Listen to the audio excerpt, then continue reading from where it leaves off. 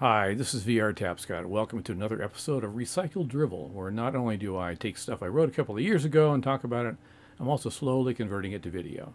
I consider this pretty much the ultimate upcycle. All rights reserved, copyright 2025 by VR Tapscott. Podcast number 14, Sunset Clause, written August 6th, 2022. Sitting watching the sunset, tonight's especially amazing as lines and shapes cover the entire horizon, each moving through the lightest of yellows to finally the darkest of rose. Of course, I've mentioned in my past blogs my thought that it takes a storm or at least an unsettled sky to make a good sunset, and how a pure and cloudless sky seldom makes any kind of sunset.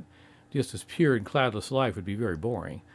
When I was a kid, I read The Phantom Tollbooth, in which Milo, among other things he got into, winds up accidentally connecting a sunrise. It goes faster and faster until an entire week has gone by in just a few minutes. The final description always gets to me as Milo finally exhaustedly drops his hands to his sides and brings it all to a finish. Night has returned. Time for day to begin once again. And it does. Day always begins again.